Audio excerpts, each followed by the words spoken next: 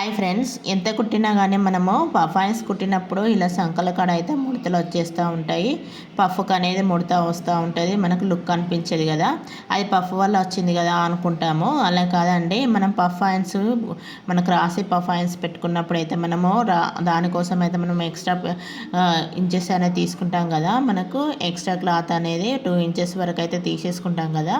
ఆ క్లాత్ మందం మనకు పైకి అనుకోవాలి. మనకు ఆది బ్లౌజ్ ఎలా ఉందో సేమ్ అదే విధంగా మనకు ఎక్కడ మనకు కింది నుండి పై దాకా సంఖ దాకా అయితే మనకు ఏ విధంగా ఉందో మొత్తం చెక్ చేసుకుంటూ స్టిచ్ చేసుకోండి. చాలా నీట్గా వస్తుంది, స్ట్రేట్గా కూడా ఉంటుందండి. మనకు పఫ్ అనేది పైకి అనుకోండి. చూడండి, నేను మనకి ఎంతవరకు అయితే వదిలేసామో 2 ఇంచెస్ వరకు అయితే వదిలేసాం కదా. మనకు ఆ పఫ్ కోసం అయితే మనం పైకి వదిలేసుకొని స్టిచ్ చేసుకోవడం వల్ల మనకు ఆ హ్యాండ్ అనేది పర్ఫెక్ట్గా వస్తుంది. ఆర్మ్ లూజ్ అనేది కరెక్ట్గా తెలిసిపోతుంది, చాలా నీట్గా ఉంటుంది. పఫ్ కూడా ఇలా లేసినట్టుగా మనకు నీట్ ఫినిషింగ్ అనేది కనబడుతుంది. చూడండి, పఫ్ అనేది ఎలా వచ్చేసిందో మనకి ఇలా లేసినట్టుగా మంచిగా కనబడుతుందండి. వీడియో నచ్చితే మాత్రం లైక్ చేయండి. చూడండి, షేప్ అనేది ప్రిన్స్ కట్ షేప్ అనేది ఇచ్చేసాను కదా.